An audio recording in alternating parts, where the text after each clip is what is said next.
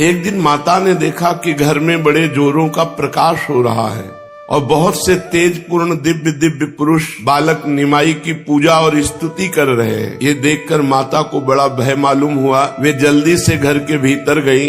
वहां जाकर देखा कि निमाई तो सुखपूर्वक शयन कर रहे हैं, कोई नहीं है। ये बात सची देवी ने अपने पति पंडित जगन्नाथ मिश्र से कही। मिश्र जी ने कहा, हम तो पहले से ही जानते हैं कि कोई महापुरुष हमारे घर पधारे हैं। ये बालक नहीं, ये कोई साधारण बालक नहीं है। एक दिन आंगन में चरण चिन्ह देखे निमाई के, जिनमें ध्वजा वज्र कुश, जो भागवती भगवान के चरण चिन्ह है, वो चिन्ह, छोटे छोटे चरण और उनमें ध्वजा वज्र अंकुश आदि चिन्ह। सची देवी बड़ी विस्मित हो गई। जगन्नाथ मिश्र को बुलाया, कहा, देखो ये चरण चिन्ह तो भगवान के हैं। भाग्यवान दंपति उन चरणों की धूल अपने मस्तक पर चढ़ाई। मिश्र जी ने कहा, मालूम पड़ता है कि हम पर कृपा करने के लिए बाल गोपाल ठाकुर स्वयं आंगन में घूमने आए। ये हम लोगों का परम सौभाग्य है। इतने में उन्होंने निमाई के छोटे छोटे चरण तलवे देखे तो उसमें भी वही चिन्ह। बड़े आश्चर्यचकित हुए। जगन्नाथ मिश्र ने निमाई के नाना जो महान विद्वान और ज्योतिषाचार्य थे नीलांबर चक्रवर्ती जी, उनको बुलाया और निमाई के हाथ तथा पैरों की रेखा उन्हें दिखाई। ये सब देखकर चक्रवर्ती महाशय बोले, हमने तो उसी दिन जन्म कुंडली ही देखकर कह दिया था कि ये बालक कोई साधारण बालक नहीं है। भविष्य में इसके द्वारा संसार का बहुत बड़ा कल्याण होगा। एक दिन मिश्र जी ने निमाई से कहा, बेटा भीतर से पुस्तक तो ले आ। निमाई हंसते हुए भीतर चले गए। मिश्र जी को ऐसा प्रतीत हुआ मानो चरणों में नूपुर की ध्वनि आ रही है। उन्होंने सची देवी से पूछा, निमाई को नूपुर तुमने पहना दिए क्या? सची देवी ने उत्तर दिया, नहीं तो, नूपुर तो मैंने नहीं पहनाए, देखते नहीं हो उसके पैरों में सिवाय कडूलों के और कुछ भी नहीं है। मिश्र जी समझकर चुप हो गए कि नूपुर ध्वनि क्यों सुनाई दी। निमाई आए और ग्रंथ रखकर चले गए। रोज ऐसी नई भागवतिक अनुभूतियां सची माता और जगन्नाथ मिश्र को होती कि ये बालक साक्षात भगवान का निज बपू है। एक दिन ये अपनी माता से किसी बात पर झगड़ बैठे। बच्चे और चंचल तो थे ही, अड़ गए अपनी बात पर। माता ने बहुत मनाया, नहीं माने। तब माता रोष में भरकर बाहर जाने लगी। तो इन्होंने अपने कोमल करों से माता पर थोड़ा थपक मारी। माता का हृदय भर आया। उन्होंने निमाई की अलौकिक लीलाएं और उनकी लोकोत्तर सभी बातें स्मरण होने लगी। वे अपने भाग्य की सराहना करने लगी कि कहाँ मेरे यहाँ ऐसा महापुरुष आ गया। इसी बीच में उन्हें अपनी गरीब अवस्था, दरिद्र अवस्था का भी स्मरण हो आया कि अगर आज हमारे पास सामग्रियां होती तो मैं बहुत लुटाती। मेरे घर में ऐसा महापुरुष आया। दुख के बीच में माता अधीर हो उठी। काश आज मेरे पास वस्तुएं होती, अपने लाला को न्यौछावर करके लाला के ऊपर सबको बांटती। पास पड़ोस की स्त्रियां किसी न किसी बहाने से निमाई के दर्शन करने आती। उन्होंने देखा कि तो मूर्छित पड़ी है, तो पंखा से वायु की। निमाई घबरा गए। माता की ऐसी अवस्था देखकर स्त्रियों से पूछने लगे, माँ को क्या हो गया और ये किस प्रकार अच्छी होंगी? उनमें से किसी स्त्री ने कह दिया, यदि इन्हें ताजा नारियल का जल पिलाओ तो अभी ये होश में आ जाएंगे। ये सुनकर छोटे छोटे चरणों से बाहर गए और ताजा नारियल लेकर तुरंत वापस आ गए और नारियल को फोड़कर सची माता को जल पिलाया। वो जब धीरे धीरे होश में आई तो खूब लिपट कर रोते बोले, माँ न जाने मुझे क्या हो जाता है कि मैं तुम्हें इतना तंग करता हूँ। मेरी माँ, अब कभी ऐसा काम न करूँगा। पर सब लोग ये सोचते दरवाजे के बाहर से नारियल कहाँ से ले आए। अलौकिक इच्छा की तुरंत नारियल प्रकट हो गया। एक दिन बाल चपलतावश फिर ये रोने लगे, खूब जोर जोर से रोने लगे। माता पिता ने इन्हें बार बार समझाया, पुचकारा, बहलाया, किंतु मानते ही न थे, रो ही रहे थे। अंत में माता ने पूछा, तू चाहता क्या है, क्यों इतना रोता है? मुझे सब बात बता दे, तू जो कहेगा वही चीज तुझे ला दूंगी। आपने रोते रोते कहा, जगदीश और हिरण पंडित के घर जो आज ठाकुर जी के लिए भोग बना है उसे हम लेंगे, उसे हम पाएंगे। ये सुनकर सभी चकित हो गए, पर किसी का साहस नहीं पड़ा कि उनके घर जाकर बिना पूजा किए नैवेद्य को लाकर बालक को दे दे। सभी चुप होकर एक दूसरे के मुख की ओर देखने लगे। निमाई फूट फूट कर और रोने लगे। माता ने बहुत समझाया, बेटा पूजा माई की चीज है, बिना पूजा किए थोड़ी तुम्हें पवा देंगे। जब तक भगवान का भोग नहीं लगता तब तक नहीं खाते, पूजा हो जाने दे, मैं जाकर उनके घर से ला दूंगी। बिना पूजा किए जो बच्चे मिठाई खा लेते हैं उनके कीड़े पड़ जाते हैं दांत में। रो मत, देख तेरे सब साथी तेरी हंसी करेंगे कि अरे निमाई कैसा रोने वाला बच्चा है। माता की इन बातों पर निमाई पर कुछ भी असर नहीं हुआ, वे बराबर रोते ही रहे। किसी ने जाकर उन ब्राह्मणों से बात कह दी। ये दोनों वैष्णव ब्राह्मण पंडित जगन्नाथ मिश्र के पड़ोसी थे और मिश्र जी से बड़ा प्रेम मानते थे।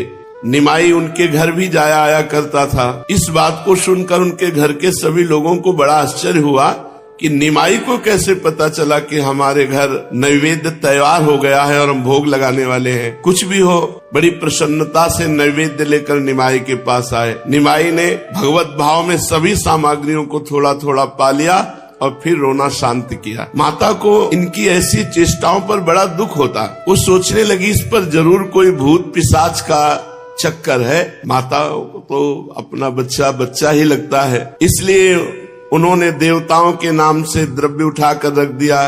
बड़ी देवियों की पूजा की, मनौतियां मनाई कि हमारा निमाई ठीक हो जाए, इसमें भूतों का आवेश होता है। वे निमाई की ऐसी दशा देखकर मन में किसी अशुभ बात की शंका करके डर जाती और बच्चे की मंगल कामना के निमित्त भांति भांति के उपाय सोचती। धीरे धीरे निमाई की अवस्था 5 साल के लगभग हुई। पिता ने इनका अक्षरारंभ कराया, लिखने के लिए हाथ में पट्टी और खड़िया दी। भला इन्हें क्या पढ़ना था, ये तो सभी कुछ पढ़े पढ़ाए ही आए थे। पिता को दिखाने के लिए तो कभी ये पट्टी पर कुछ उल्टी सीधे लकीरें करने लगते, किंतु वैसे पढ़ते कुछ भी नहीं। खड़िया को लेकर शरीर में मल लेते, लंबे लंबे माथे पर तिलक लगा लेते और माता से कहते, अम्मा देख तेरे घर में एक वैष्णव आया है, कुछ भिक्षा देगी क्या। माता इनके तिलकों को देखती और हंस पड़ती और गोद में बिठाकर मुख चूमती हुई कहती, बेटा इतना उपद्रव नहीं किया करते, कुछ पढ़ना लिखना भी है, बस ऐसे। अब तो तू निरा बालक नहीं रहा ना, तेरी बराबरी के ब्राह्मण के बालक तो पोथी पढ़ लेते, तू वैसे ही दिन भर इधर उधर खेला करता है। ये माता की बातें सुन लेते और मुस्कुरा देते। खा पी कर जल्दी बालकों में खेलने के लिए भाग जाते। सभी बालकों को लेकर ये उन्हें नाचना सिखाते। 3-3, 4-4 बालक मिलकर हाथ पकड़ पकड़ कर नाचते। घूमते घूमते कभी चक्कर आने से धूल में गिर पड़ते, कभी ऊपर हाथ उठा उठा कर हरि बोल कहकर नाचते। इनके साथ के सभी बालक नाम कीर्तन और नृत्य उच्च ध्वनि से हरि बोल। रास्ता चलने वाले लोग आश्चर्यचकित हो जाते कि इतने छोटे छोटे बालक और ऐसे भाव से नृत्य करते हुई भगवान का नाम, तो वो देखने के लिए घंटों खड़े रह जाते। और इनकी बाल चपलता और हरि प्रेम, बहुत से विद्वान पंडित भी उधर से निकलते। बच्चों के साथ निमाई को नाचते देखकर उन्हें अपनी पुस्तकी विद्या पर बड़ी लज्जा आती। उनका भी मन चाहता सब छोड़कर इन बच्चों के साथ नाचे और हरि बोल बोले, किंतु लोक लज्जा उन्हें ऐसा न करने के लिए विवश करती। इस प्रकार बाल्यावस्था में खेल खेल में अपने निज जनों को भक्ति की शिक्षा देते रहते। आश्चर्य की बात यह है कि पिता इन्हें जितना पढ़ाना चाहते थे, ये उतने ही पढ़ने से भागते थे। ज्यों ज्यों इनकी अवस्था बड़ी होती जाती, त्यों त्यों चंचलता भी पहले से अधिक बढ़ती जाती। इस काम के करने से क्या फायदा है, इसको क्यों करें, इससे हमारा क्या मतलब है, ये प्रश्न स्वार्थ जन्य है। स्वार्थ अज्ञान जन्य है और अज्ञान ही बंधन का हेतु है। भगवान ने इस सृष्टि को क्यों उत्पन्न किया, ये सभी अज्ञानी जीवों की शंका है, जो बिना मतलब के कुछ करना ही नहीं जानते। इसलिए भगवान व्यासदेव जी ने इसका यही सीधा उत्तर दिया है कि उसका कुछ भी मतलब नहीं, बाल लीलावत है। बच्चों को देखा है, खाली गाड़ी देखकर उस पर बहुत दूर तक चढ़कर चले जाते हैं, फिर उधर से पैदल ही लौट आते हैं। कोई पूछे ऐसा करने से उन्हें क्या लाभ, इसका उत्तर कुछ भी नहीं। लाभ हानि बच्चा नहीं जानते, उनका खेल है। उसके लिए 2 चीजें हैं, नहीं या तो लाभ ही लाभ और या तो हानि ही हानि। उनके लिए पवित्र लाभ हानि, इससे कोई मतलब नहीं। हाँ, ज्यों ज्यों हम लोगों के संसर्ग में रहकर ज्ञान या अज्ञान सीखते जाते हैं, त्यों त्यों मतलब और फायदा की बुद्धि जागृत होती जाती है बच्चों में। उस समय बाल्यावस्था द्वंद्वातीत अवस्था होती है। धीरे धीरे वो जैसे जैसे विवेक बढ़ता है, लुप्त हो जाती है। वो आनंद जाता रहता है, निर्द्वंद वाला। बाल भाव कितना मनोहर है। जब साधारण बालकों के ही विनोद में परम आनंद और उल्लास भरा रहता है, तब दिव्य बालकों की लीलाओं की तो कहना ही क्या। उस समय तो लोग उन्हें नहीं जानते। ज्यों ज्यों उनके जीवन में प्रकाश होने लगता है, त्यों ही त्यों उन पुरानी बातों में भी रस भरता जाता है। निमाई अलौकिक बालक थे। उनकी लीलाएं भी बड़ी मधुर और साधारण बालकों की भांति होने पर भी परम अलौकिक थी। 3-4 वर्ष की अवस्था के बालक की कितनी गूढ़ गूढ़ बातें हो सकती हैं।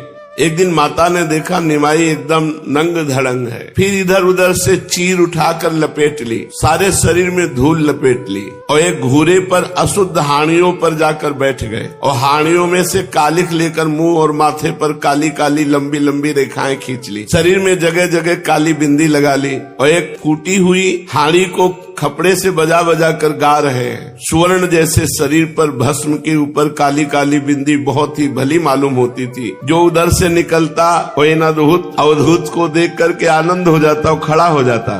पर निमाई अपने राग में मस्त थे, उन्हें दीन दुनिया का कुछ भी पता नहीं। किसी ने जाकर ये समाचार सची माता को सुनाया। माता दौड़ी दौड़ी आई और 2-4 मीठी मीठी प्रेम युक्त कड़ी बातें कहकर डांटने लगी। निमाई तू बहुत बदमाशी करने लगा है, भला ब्राह्मण का बेटा होकर ऐसे अपवित्र स्थान में ऐसे ऐसे बैठना। आपने कहा अम्मा स्थान क्या अपवित्र और क्या पवित्र, स्थान तो सभी एक से हैं। हाँ, जो स्थान भगवान की पूजा नहीं की जाती, भगवान का नाम उच्चारण नहीं किया जाता, वो अपवित्र है, वहाँ बैठना ठीक नहीं है। इन हानियों में तो भगवान का प्रसाद बनाया गया है, फिर भला ये हानियां अपवित्र कैसे हो सकती हैं? और मैं नाम कीर्तन कर रहा हूँ तो ये जगह अपवित्र कैसे हो सकती है? माता ने डांट कर कहा बहुत ज्ञान मत छांट, जल्दी से उठ और स्नान कर। निमाई भला कब उठने वाले थे, वे तो वहीं डटे रहे। फिर वही अपना राग अलापना शुरू किया, हरि बोल हरि बोल। माता ने जब देखा वो किसी तरह नहीं उठता तो स्वयं जाकर इनका हाथ पकड़कर उठा लाई और घर में आकर इन्हें स्नान कराया और स्वयं स्नान किया। बाल उचित लीलाएं करते, कभी किसी कुत्ते के बच्चे के पूंछ पकड़कर उसे वो के करता, फिर उसे गोद में उठा लेते, फिर दुल्हा। ऐसा ठाकुर जी भी करते, कोई बच्चे को ऐसे गोद में, फिर साथ घर लेकर आते, दूध भात खिलाते, दिन भर उसे अपने पास रखते। माता ये देखती बहुत अंदर से दुख होता है। वो यदि उसे घर से भगा देती तो खूब रोते। कभी किसी पक्षी को पकड़ने दौड़ते, जब पकड़ में ना आता तो रोने लगते। कभी गौ के छोटे बच्चे के साथ खेलते और उसके कान में धीरे धीरे न जाने क्या क्या बातें करते। सबके घरों में बिना रोक टोक धीरे धीरे जाने लगे। कोई कहती निमाई हम तुम्हें मिठाई देंगी, जरा नाच तो आप कहते पहले मिठाई दो तब नाचेंगे। तो वो लड्डू या पेड़ा इन्हें देती, ये मुंह में भर लेते और दोनों हाथ उठा करके हरि बोल ऐसा कहकर नाचने लगते। इस प्रकार घर घर जाकर खूब आनंद मचाते और खूब खाने पीने को माताएं देती। स्त्रियां इन्हें बहुत प्यार करती, कोई केला देती, कोई मेवा देती, कोई मिठाई देती। ये सबसे ले लेते और अपने साथियों को पवाते और खूब पाते और खूब नाम कीर्तन। बचपन से सभी को अपनी तरफ आकर्षित करने में बड़े प्रवीण थे। संपूर्ण नवद्वीप के लोग जो इनको देखता इन्हीं का हो जाता। एक दिन ये बाहर दौड़े दौड़े आए और जल्दी से माता से बोले अम्मा बड़ी भूख लग रही, कुछ खाने के लिए हो तो दो। माता ने कहा बेटा बैठ जा, अभी दूध और चिवड़ा लाती हूँ, उन्हें तब तक खा ले, फिर झट से भात बनाऊंगी। ये कहकर माता ने भीतर से लाकर एक कटोरे में दूध और चिवड़ा इन्हें दिया। माता तो देकर भीतर चली गई, दूध चिवड़ा न खाकर पास में पड़ी मिट्टी को खाने लगे। माता ने जब आकर देखा कि निमाई तो मिट्टी खा रहा तो जल्दी से कहने लगी अरे निमाई तू ये क्या कर रहा है, मिट्टी क्यों खाता है? आपने भोली सूरत बनाकर कहा अम्मा तैने भी तो मुझे मिट्टी लाकर ही दी, ये सब मिट्टी से उत्पन्न हुई वस्तुएं मिट्टी ही तो है, तो वो मिट्टी और इस मिट्टी में क्या अंतर है? माता ने कहा मैंने तो तुझे दूध चिवड़ा दिया है, उसे न खाकर तू मिट्टी खा रहा है। आपने कहा माँ क्या ये सब मिट्टी नहीं है? क्या ये सभी पदार्थ तत्वता मिट्टी में नहीं, मिट्टी में बन जाएंगे? मिट्टी खाओ, मल बना मिट्टी बन गया। माता ने इतना छोटा बच्चा इसको ऐसे कैसे ज्ञान है? पुचकार कर बोली बेटा सब मिट्टी है लेकिन काम अलग अलग है। घड़ा भी मिट्टी है, रेत भी मिट्टी है, तो घड़े में ही पानी भर सकता है, रेत में नहीं। ऐसे ही मिट्टी खाकर पेट खराब हो जाएगा, इसके खाने से हमारा जीवन चलेगा। इसलिए सबका काम अलग अलग है। आपने मुंह बनाकर कहा हाँ ऐसी बात तो है, तो हमें पहले क्यों नहीं बता दिया? अब ऐसा नहीं करेंगे, अब भूख लगने पर मैं तुमसे मांग कर ही खाऊंगा, मिट्टी नहीं खाऊंगा। इस प्रकार भांति भांति की क्रीड़ाओं के द्वारा निमाई माता को दिव्य सुख का आस्वादन कराने लगे। माता इनकी भोली और गूढ़ ज्ञान से सनी हुई बातें सुन सुनकर कभी तो आश्चर्य करने लगती, कभी आनंद के सागर में गोते लगाने लगती। निमाई की सभी लीलाएं दिव्य हैं। अन्य साधारण बालकों की भांति वे चंचलता और चपलता तो करते हैं, किंतु उनकी चंचलता में एक अलौकिक भाव की आभा दृष्टि गोचर होती है। जिसके साथ ये चपलता करते उसे किसी भी दशा में इनके ऊपर गुस्सा नहीं आता, प्रत्युत वो प्रसन्न ही होता है। ये चंचलता की हद कर देते हैं। जिस बात के लिए मना किया जाता है उसे ही ये हठ पूर्वक बार बार करेंगे। यही इनकी विशेषता थी। इन्हें अपवित्र या पवित्र किसी भी वस्तु से राग या द्वेष नहीं, इनके लिए सब समान ही है। एक दिन की बात है कि निमाई के पिता पंडित जगन्नाथ मिश्र गंगा स्नान करके घर लौट रहे थे। उन्होंने अपने घर के समीप एक परदेसी ब्राह्मण को देखा। देखने में वो ब्राह्मण किसी शुभ तीर्थ का प्रतीत होता था। उसके चेहरे पर तेज था, माथे पर चंदन का तिलक था, गले में तुलसी की माला थी, मुख से प्रतिक्षण भगवान नाम जप कर रहा था। मिश्र जी ने ब्राह्मण को देखकर नम्रता पूर्वक उसके चरणों में प्रणाम किया और अपने यहाँ आतिथ्य स्वीकार करने की प्रार्थना की। मिश्र जी के शील स्वभाव को देखकर ब्राह्मण ने उनका अतिथि होना स्वीकार किया और वे उनके साथ ही साथ घर में आए। घर पहुंचकर मिश्र जी ने ब्राह्मण के चरणों को धोया, उस जल को अपने परिवार के सहित सिर पर चढ़ाया, घर में छिड़का, आचमन किया। इसके अनंतर विधिवत अर्घ पाद्य आचमनी तथा फल फूल के द्वारा ब्राह्मण की पूजा की। पश्चात भोजन बना लेने की भी प्रार्थना की। ब्राह्मण ने भोजन बनाना स्वीकार कर लिया। सची देवी ने घर के दूसरी ओर लीप पोत कर ब्राह्मण की रसोई की सभी सामग्री जुटा दी। पैर धोकर ब्राह्मण देव रसोई में गए। दाल बनाई, चावल बनाया, साग बनाया, आलू भूनकर उनका भुर्ता बना लिया। सची देवी ने पापड़ दे दिया, उन्हें भूनकर ब्राह्मण ने को रख दिया। सब सामग्री बन जाने पर ब्राह्मण ने एक बड़ी थाल में चावल निकाले, दाल भी हांडी से निकालकर थाली में रखी, केले के पत्ते पर साग और भुर्ता रखा, भुने पापड़ रखे और आसन में बैठ गए। सभी पदार्थों में तुलसी पत्र डाले, आचमन करके भगवान का ध्यान करते हुए आवाहन किया। आंखें बंद करके सभी पदार्थों को विष्णु भगवान के अर्पण करने लगे। इतने में घुटुओं के बल धीरे धीरे चलते हुए चुपके से निमाई जी आए और सब भोग पाने लगे। ब्राह्मण ने जब कुछ आवाज सुनी तो आंख खोल के देखा तो सामने ये भोग पा रहे हैं। ब्राह्मण एकदम चौंक उठा, जोर से कहने लगा, अरे ये क्या हो गया। इतना ही सुनते निमाई भयभीत की भांति वहाँ से भागने लगे। मिश्र जी दौड़े, हाय हाय इसने सब रसोई अपवित्र कर दी। कोलाहल सुनकर सची देवी भी वहाँ आ गई। मिश्र जी बालक निमाई को मारने के लिए दौड़े। निमाई जल्दी से जाकर माता के गोद में लिपट गए। इतने में ब्राह्मण आ गए। उन्होंने मिश्र जी को पकड़ लिया और बड़े प्रेम से कहने लगे, आप तो पंडित हैं, सब जानते हैं, भला बच्चे को चौके चूल्हे का क्या ज्ञान। इसके ऊपर आप गुस्सा न करें, भोजन की बात है, थोड़ा चना चरवण खाकर जल पी लेते हैं। सभी को बड़ा दुख हुआ। आसपास के 2-4 और ब्राह्मण आ गए। सभी ने मिलकर ब्राह्मण से फिर प्रार्थना की। सभी की बात को ब्राह्मण टाल न सके। अब दूसरी बार फिर रसोई पवित्र की गई, सब सामग्री रखी गई और वो बनाने के लिए राजी हो गए। सची देवी ने जल्दी से चौका लगाया। ब्राह्मण देवता, बड़ी पवित्रता होती थी पहले, पुनः स्नान किए, कपड़ा बदले और फिर रसोई बनाई। 4-5 बज गए। सची देवी ने निमाई को पल भर के लिए भी इधर उधर नहीं जाने दिया। संयोग की बात, वो किसी काम से थोड़ी देर के लिए भीतर गई और ब्राह्मण रसोई तैयार करके भोग अर्पण कर रहे थे। आंखें बंद कर ध्यान कर रहे थे। खटपट सुनाई दी तो आंख खोल कर देखा तो फिर दाल भात निमाई पंडित। अब तो उसके हृदय में, और खा ही नहीं रहे, खा भी रहे और अपने शरीर में भी लगा रहे दाल भात सब ऐसे। भीतर से सची माता आयो, देखा अरे गड़बड़ हो गया। इतना पवित्र तपस्वी ब्राह्मण 2 बार तो रसोई बना चुका है। दाल से समय निमाई को देखकर हाय हाय करने लगी। मिश्र जी भी आ गए। अब वे अपने गुस्से को न रोक सके, जोर से निमाई का हाथ पकड़ लिया और तमाचा मारने को हुए तो ब्राह्मण ने दोनों हाथ पकड़कर विनती करके कहा कि आपको हमारी कसम है, अगर बच्चे पर हाथ उठावे। भला अबोध बालक को क्या पता, रहने दीजिए, आज मेरे भाग्य में आपके यहाँ का भोजन नहीं बना है। निमाई डरे हुए माता की गोदी में चुपचाप चिपके हुए थे और बीच बीच में पिताजी की ओर देख लेते थे डरते हुए कि उनका गुस्सा शांत हुआ कि नहीं। माता को उनकी डरी हुई भोली भाली सूरत पर बड़ी दया आ रही थी, इसलिए वे कुछ भी न कहकर चुपचाप उन्हें गोद में लिए खड़ी थी। ब्राह्मण के आने के पूर्व ही विश्वरूप भोजन करके पाठशाला में पढ़ने के लिए चले गए थे। विश्वरूप बड़े भाई है। उसी समय वो लौट आए। आकर उन्होंने अतिथि ब्राह्मण के चरणों को स्पर्श करके प्रणाम किया और चुपचाप एक ओर खड़े हो गए। ये बड़े शांत गंभीर, महाप्रभु चैतन्य देव वैसे ही चंचल। उनके सौंदर्य तेज और मिश्र जी से पूछा ब्राह्मण, ये तेजस्वी देव कुमार ब्राह्मण बालक किसका है? मिश्र जी ने कहा, आपका ही है। ब्राह्मण एकटक देखते रह गए।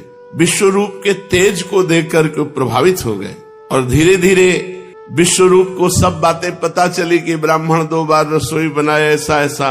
तब विश्व रूप जी ने हाथ जोड़कर ब्राह्मण देवता से कहा, महाराज अब की बार मैं पकड़ कर रखूंगा और मेरे आग्रह से भोजन बना लो।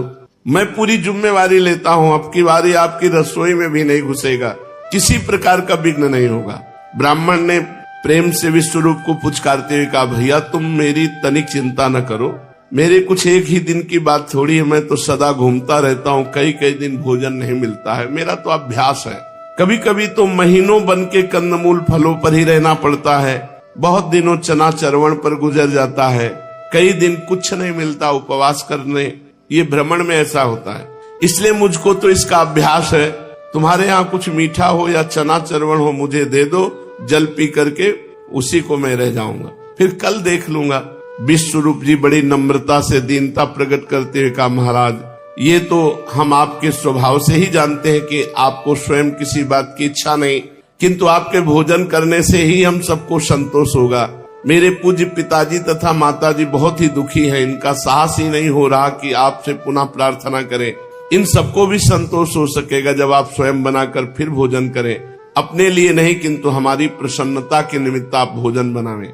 अच्छा, ऐसा भी नहीं कि मिश्र जी हैं, इन्हीं के हाथ का बनना है, स्वपाकी अपने हाथ से बना के, बड़े तपस्वी होते थे ब्राह्मण जन।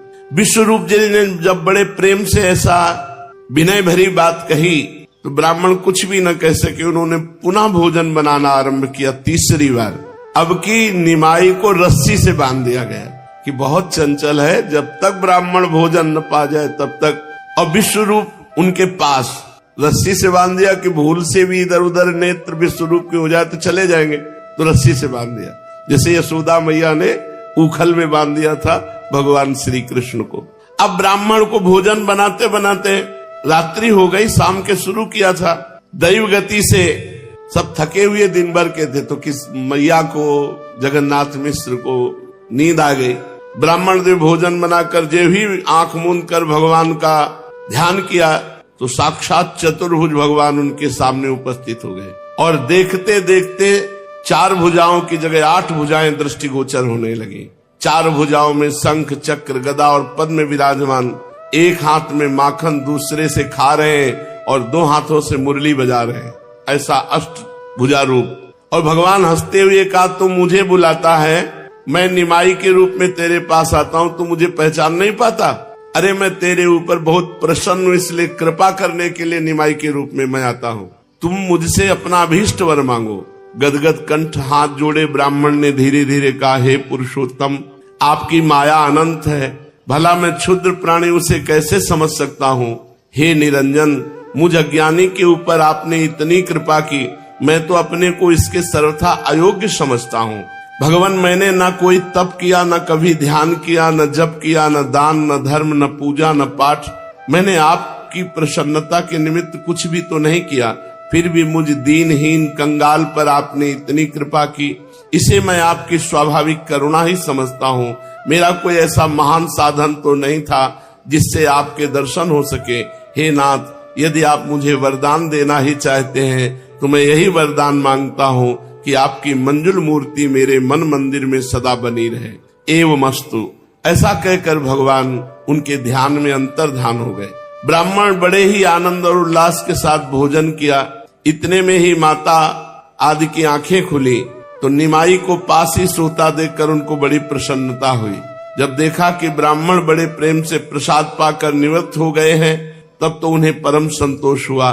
प्रातः काल ब्राह्मण देवता निमाई को मन ही मन प्रणाम करके चले गए और जब तक वे रहे नित्य प्रति किसी न किसी बहाने आकर निमाई के दर्शन कर जाते थे। ऐसे बड़भागी भक्तों के दर्शन सदगृहस्थियों को ही कभी कभी हुआ करते हैं। अब निमाई पंडित बोलने भी लगे थे। स्त्रियां खिलाते खिलाते कहती, निमाई तो किसी के भी हाथ का चावल खा लेता है, तेरा विवाह भी ना होगा और बहू भी ना आवेगी। ऐसे किसी के हाथ के चावल को नहीं खाते हैं ब्राह्मण लोग। देख, ब्राह्मण के बालक खूब पवित्रता से रहते हैं। तू अच्छी तरह रहेगा, उपद्रव न करेगा तो बटुआ सी तेरी बहू आएगी, रुनझुन करती हुई घर में घूमेगी। अब बदमाशी करेगा तो तेरा ब्याह नहीं होगा। निमाई धीरे धीरे से कहने लगते, हमें ब्राह्मण पने से क्या, हम तो ग्वाल बाल हैं, ग्वालों की ही तरह जहां मिल जाता है खा लेते हैं। चलो तुम खवा दो, तुम्हारे घर का खा लेंगे। ये सुनकर सभी हंसने लगती और निमाई को मिठाई आदि चीजें खाने को देती।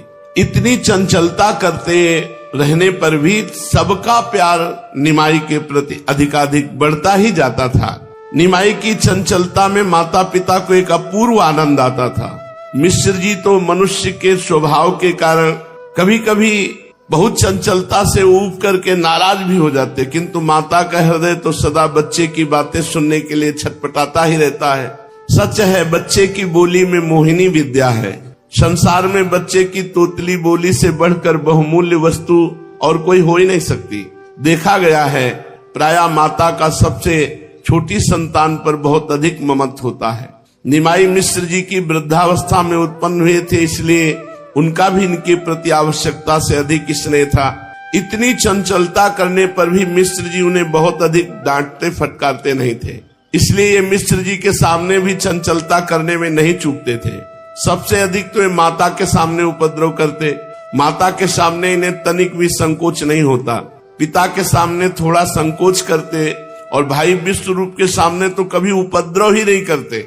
उनके सामने तो गंभीर और शांत रहते। उनसे तो ये बहुत ही अधिक संकोच करते। विश्वरूप भी इनसे अत्यधिक स्नेह करते, किंतु वह स्नेह अव्यक्त होता। प्रायः वो अपने प्रेम को लोगों के सामने प्रकट नहीं करते थे। निमाई भी ऐसे ही उनका मन बहुत आदर करते थे। उनके आते ही भोले भाले बालक की तरह चुपचाप उनके पास बैठ जाते या बाहर उठकर चले जाते।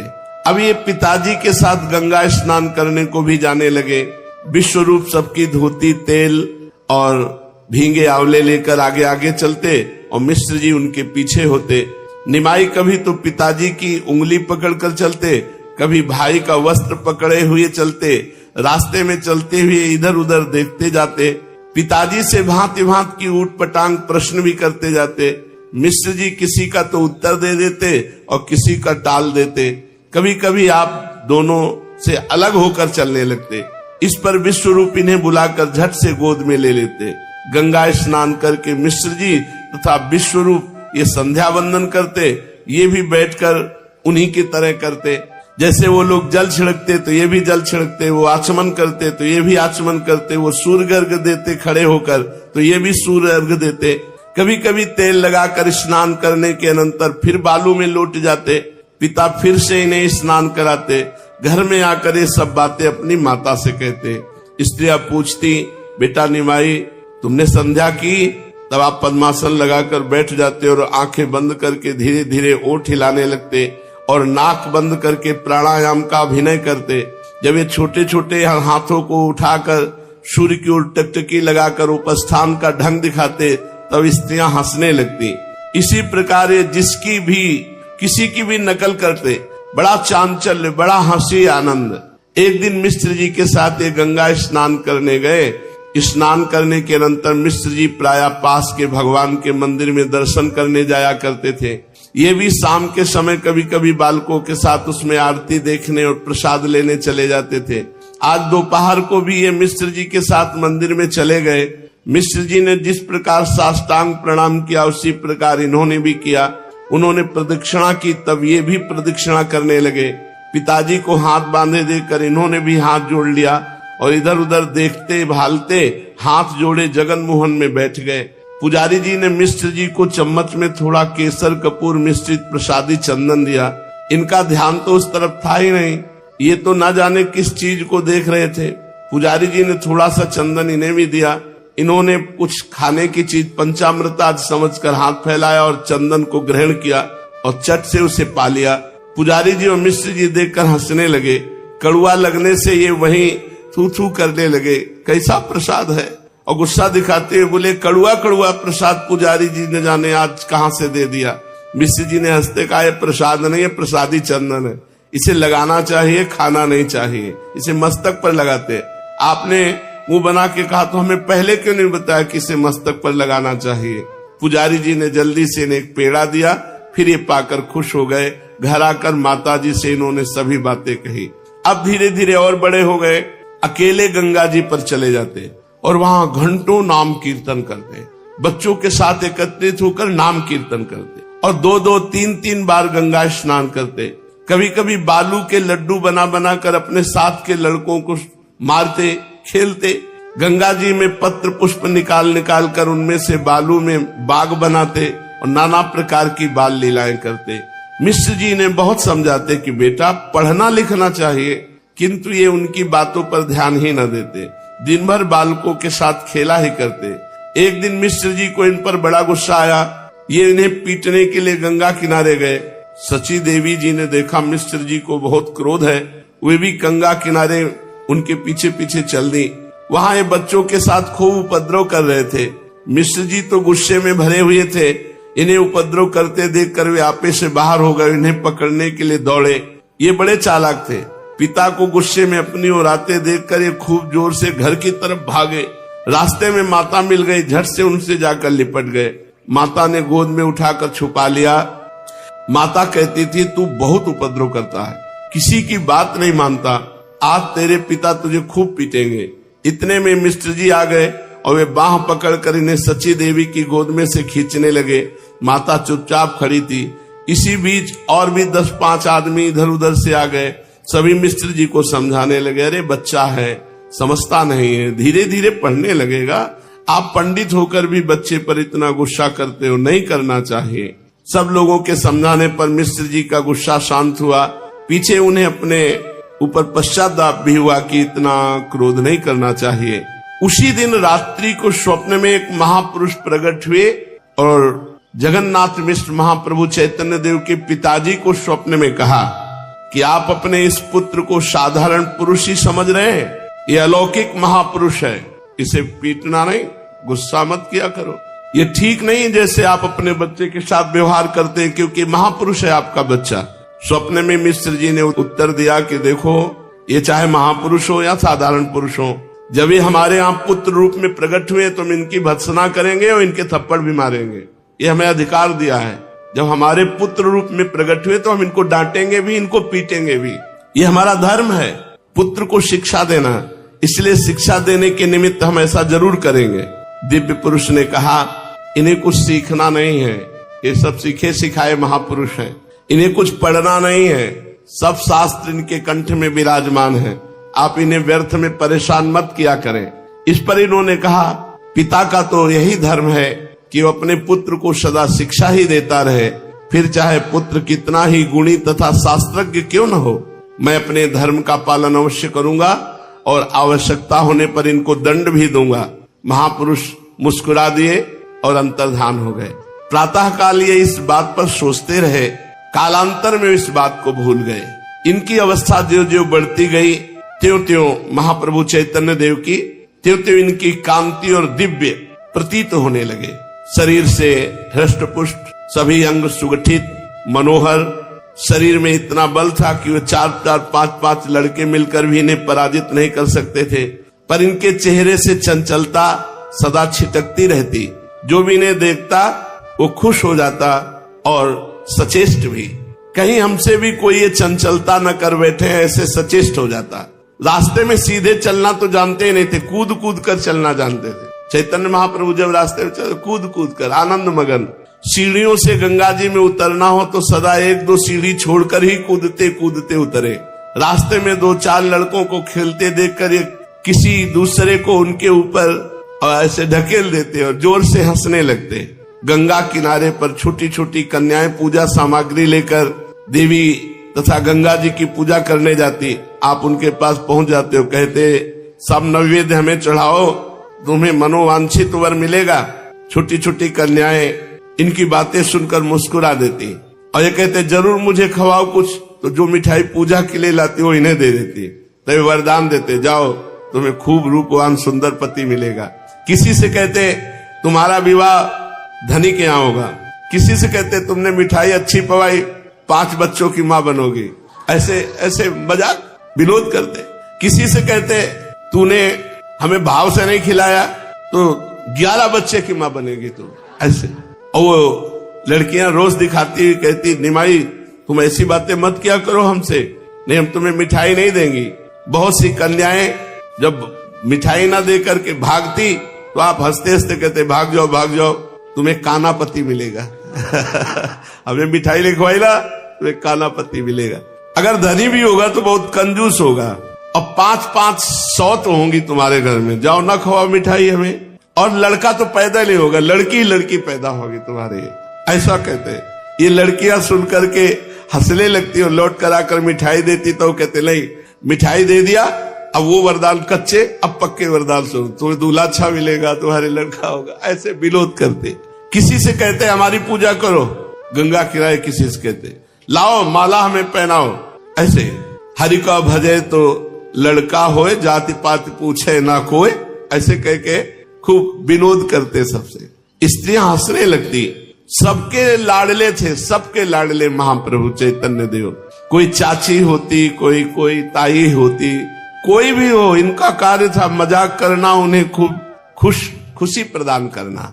उन लड़कियों में जो छोटी छोटी बच्चियां आती थी उनमें लक्ष्मी देवी भी एक आया करती थी। वो बड़ी भोली भाली थी।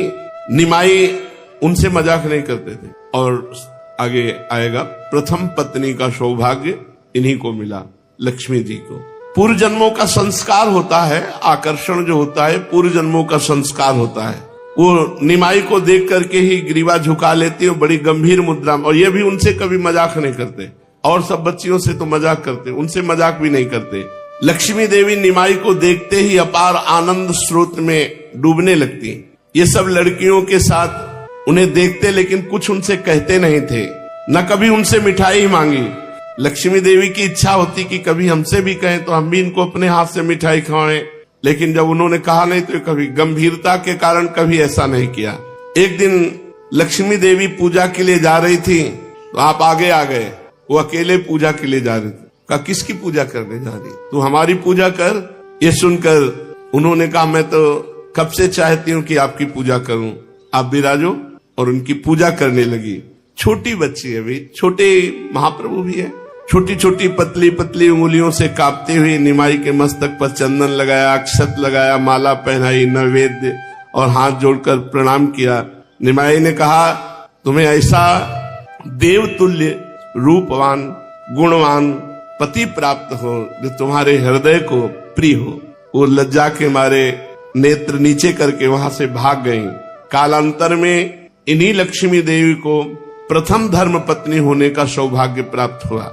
ये अपने साथ के सभी लड़कों में सरदार समझे जाते थे। चंचलता तो नस नस में भरी थी। नटखटपने में इनसे बढ़कर दूसरा कोई नहीं था। सभी इनसे स्नेह करते, चाहे जितना मजाक कर दे लेकिन सब इनसे प्रेम करते थे।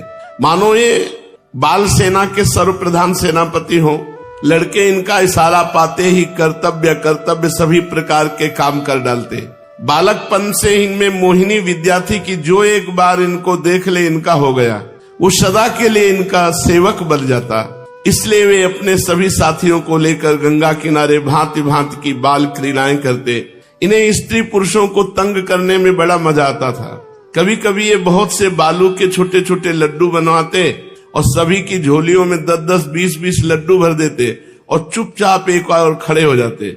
और जब कोई पंडित मंत्र उच्चारण करते हुए गंगा स्नान करके निकला तो ये आदेश कर देते, हाँ बस ऊपर लड्डू की बरछार, बालू के लड्डू की बरछार। और वो मंत्र पढ़ना भूल जाता, इतने लड्डू पड़ते उसके ऊपर। कभी कोई स्नान कर रहा है तो उसकी सूखी धोती उठाई और गंगा जी में गीली करके रख दी। कभी ऐसा करते कि जहां 10-5 बैठे हुए हैं वहां धीरे से जाते और अपने साथियों को इशारा कर देते तो हर एक का वस्त्र एक से गांठ लगा लेते। जब वो खड़े होके चलते तो सब एक दूसरे की तरफ खींचते, ताली बजा के हंसते। बाल चपलता। जब वे स्नान करने उठते तो एक दूसरे को अपनी ओर खींचता। कभी कभी वस्त्र भी फट जाते। ये अपने साथियों के साथ अलग खड़े होकर ताली बजा बजा कर खूब जोरों से हंसते। सभी लोग हंसने लगते। बेचारे वे लज्जित हो जाते। कभी कभी लड़कों के साथ घंटों स्नान करते गंगा जी में। एक दूसरे के ऊपर घंटों पानी उलीचते रहते। किसी को कच्छप बनाकर आप उसके ऊपर चढ़ जाते, कभी धोती में हवा भरकर उसके साथ गंगा जी के प्रवाह की ओर बहते, कभी उस धोती के फूले हुए गुब्बारे में से हवा के बुलबुले निकालते, कभी स्त्रियों के घाटों पर चले जाते, पानी में डुबकी लगाकर कछुए का रूप बना लेते और स्नान करने वाली माताओं के चरण पकड़ लेते। स्त्रियां चीत्कार करके जब बाहर निकलती तो हंसते हुए जल के ऊपर आकर सबसे कहते, देखो हम कैसे कछुए बने, डर गई ना। स्त्रियां मधुर मधुर बातें करती हुई चल तू आज घर चल, सची मैया से तेरे को आज दंड दिलवाएंगी, मिश्र जी तुझे मारते मारते ठीक कर देंगे। कोई कहता इतना दंगली लड़का तो हमने नहीं देखा। दंगली माने उपद्रव करने वाला, ये तो हद कर देता है। हमारे लड़के भी तो हैं, लेकिन ऐसे नहीं हैं। तो सबके लड़के निमाई पंडित थोड़ी होते हैं, वे हमारी बातें मानते हैं। कोई कहती न जाने इस छोकरे में क्या जादू है कि उपद्रव इतना करता है फिर भी गुस्सा नहीं आता, बहुत प्यारा लगता है। स्त्रियों की भांति पुरुष भी इनके भांति भांति के उपद्रवों से तंग आ जाते। देखो बाल अवस्था जैसे भगवान श्री कृष्ण की, गोपियां दूध दूहने के लिए जाने के समय जो होता था उसके पहले ही बछड़े छोड़कर सब गाय दूध पी गए। बछड़े गायों का वो गई तो वहां देखा तो सब एक से कभी बछड़ों की पूंछ पकड़ लेते, उन्हीं के साथ दौड़ते। जैसे भगवान की बाल लीलाएं ऐसे महाप्रभु चैतन्य देव की। बहुत लोग जाकर के पिताजी से शिकायत करते जगन्नाथ मिश्र से, स्त्रियां भी और पुरुष भी उल्हाना देती। वो सोचते कि ये बालक है क्या, इतना उपद्रव करता है। सची देवी तो सभी की खुशामद करती और विनय के साथ कहती, अब मैं क्या करूं, मान लो तुम्हारा ही लड़का है, अगर तुम्हारा लड़का होता ऐसा उपद्रव करता तो तुम क्या करती। ऐसे जैसे यशोदा मैया सब गोपियों से विनय करती, समझाती, जितना चाहो माखन ले लो लेकिन कोई अशुभ मत बोलना। सची माता हाथ जोड़कर सबसे कहती, मैं बहुत मना करती हूँ पर वो नहीं मानता है। देखो अगर तुम्हारी बस चले तो पकड़ कर खूब पीटा करो। स्त्रियां हंस पड़ती, मन मन खुश हो जाती। एक दिन कई पंडितों ने जाकर निमाई की मिश्र जी से शिकायत की और कहा, आप जाकर दिखाओ, तुम्हें पता चल जाएगा कि उपद्रव की मूर्ति बना हुआ है। ये सुनकर मिश्र जी गुस्से में भरकर गंगा किनारे गए तो किसी ने ये संवाद जाकर निमाई से कह दिया। निमाई ने जल्दी से दूसरे रास्ते होकर घर आ गए और अपने शरीर पर खड़ी आदि लगाकर माता से बोले, अम्मा मुझे तेल दे दे, मैं गंगा स्नान कराऊं। आ रहे गंगा किनारे से ही और चुपचाप कहा ऐसा। माता ने कहा, अभी तक तेने गंगा स्नान नहीं किया। आपने कहा, अभी स्नान कहाँ किया, अब मुझे तुम तेल और धोती दो तो गंगा किनारे जाऊंगा। ये कहकर आप तेल हाथ में लेकर धोती बगल में दबाकर गंगा जी को बड़े धीरे धीरे चल रहे आराम से, और मिश्र जी उधर गुस्सा में आ रहे हैं गंगा किनारे से। यहाँ निमाई आया था, बच्चों से सबसे पूछा, बच्चे पहले सिखाए पढ़ाए हुए थे। उन्होंने कहा आज तो नहीं आए इधर, आज इधर नहीं आए। मिश्र जी ने कहा तो ब्राह्मणों ने झूठ शिकायत की। ऐसे उधेड़ बुन में लौट रहे थे तो देखा ये तेल और धोती बगल में दबाए। बंगाल में स्नान के पहले तेल लगाने की प्रथा है। मिश्र जी लौटने लगे तो देखा कि, तो उन्होंने कहा क्यों रे तू इतना उपद्रव क्यों करता है। तो आपने कहा उपद्रव, हम तो जानते ही नहीं उपद्रव किसे कहते हैं। ये ब्राह्मण लोग पता नहीं क्यों हमारे पीछे पड़े हैं। अभी हम गंगा जी जा रहे हैं स्नान करने के लिए। अम्मा भी यही बात कहती थी कि तू बहुत उपद्रव करता है। नहीं, तुम्हारी शिकायतें बहुत आ रही हैं। मैं तो केवल पढ़ना और गंगा स्नान करना, इसके सिवा तो कुछ करता ही नहीं। महाप्रभु ने कहा, और उपद्रव, अभी तो गंगा जी जा रहा हूं, उपद्रव भी कहा हमने किया। ऐसे ही ठाकुर जी करते, जब गोपियां उल्हाना देने आती तो आराम से पहले भाग के दूसरी गली से आते और अपने सैया पर शयन। जब वो शिकायत करते कहते, मैया ये काहे को आए हैं, तुम्हारी शिकायत। मैया अभी तो मैं सो रहा हूं, सो के उठा हूं, देखो ना हमारी आंखें। ये सब ऐसे आकर के हमारे ऊपर झूठा आरोप लगाती है। ऐसे जैसे चंचल नटखट ठाकुर जी, वैसे ही महाप्रभु चैतन्य देव जी। हमें पता है कि ये कुछ स्त्रियां, कुछ पंडित लोग हमारी खुशी नहीं देख सकते। चैतन्य महाप्रभु ने कहा, और ये शिकायत आकर के करते हो, हमें पिटवाना चाहते, हमें पता है, पहले से पता है। मिश्र जी चुप हो जाते क्योंकि अब कोई प्रमाण नहीं है। अब वो महाप्रभु गंगा जी की ओर धीरे धीरे चुपचाप चले जाते और लड़कों में जाके कहते, देखा कैसा हमारा प्लान फिट हो गया, उपद्रव भी किया और पिताजी भी चुपचाप चले गए। इस प्रकार आप ऐसी बाल लीलाएं करते। माता पिता को इनकी इस चांचल्य वृत्ति से बहुत ही आनंद प्राप्त होता। विश्वरूप 12 वर्ष के हो गए थे, किंतु वे जन्म से ही गंभीर, कभी कोई चंचलता नहीं। बहुत बड़ा आदर करते थे जगन्नाथ मिश्र, क्योंकि वो गंभीर, जो बोले बहुत विचार पूर्वक बोले, कोई चंचलता नहीं। अच्छा, 12 वर्ष बड़े थे चैतन्य महाप्रभु से, तो अब इनकी 16 वर्ष की अवस्था हो गई थी विश्वरूप जी की। प्राप्ते तु 16 वर्षे पुत्रम मित्रवादाचरेत। शास्त्र में आज्ञा है कि जब लड़का 16 वर्ष का हो जाए तो व्यवहार मित्रवत करना चाहिए। मिश्र जी बड़ा प्यार और सम्मान करते विश्वरूप जी का। एक दिन माता ने भोजन बनाकर तैयार कर लिया, किंतु विश्वरूप अभी तक पाठशाला से नहीं आए। श्री अद्वैताचार्य की पाठशाला में पढ़ते थे। आचार्य की पाठशाला मिश्र जी के घर से थोड़ी दूर गंगा जी की ओर थी। माता ने निमाई से कहा, बेटा निमाई देख, तेरा दादा अभी तक भोजन करने नहीं आया, जाकर उसे पाठशाला में से बुला ला। बस इतना सुनना था कि ये बिना वस्त्र पहने ही वहां से पाठशाला की ओर चल पड़े। शरीर की कांति तपाए हुए स्वर्ण की भांति सूर्य के प्रकाश के साथ मिलकर झलमल झलमल कर रही थी। गौर वर्ण शरीर पर स्वच्छ साफ धोती बड़ी ही भली मालूम पड़ती थी। निमाई आधी धोती ओढ़े हुए बड़े बड़े विकसित कमल के समान सुंदर स्वच्छ नेत्र मुख चंद्र की शोभा को द्विगुणित कर रहे थे। आचार्य के सामने हंसते हंसते इन्होंने भाई से कहा, दादा चलो, भात तैयार हो गया, अम्मा तुम्हें बुला रही। विश्वरूप ने निमाई को गोद में उठा लिया और स्नेह से बोले, निमाई तुमने आचार्य देव को प्रणाम नहीं किया, प्रणाम करो। ये सुनकर निमाई कुछ लजाते हुए मुस्कुराने लगे। वे लज्जा के कारण भाई विश्वरूप की गोद में छिपे से जाते थे। आचार्य से आज्ञा लेकर विश्वरूप घर चलने को तैयार हुए। निमाई विश्वरूप का वस्त्र पकड़े उनके पीछे खड़े हुए थे। अद्वैताचार्य ने निमाई को खूब ध्यान से देखा। आज पहले ही पहल उन्होंने निमाई को भली भांति देखा। देखकर उनके शरीर में बिजली सी कांप गई।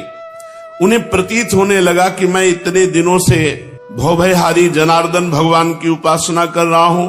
वे ही जनार्दन साकार रूप धारण कर इस बालक के रूप में मुझे अभय प्रदान करने आए हैं। उन्होंने मन ही मन निमाई के चरणों में प्रणाम किया और अपने भाव को दबाते हुए कहा, विश्वरूप ये तुम्हारा भाई है?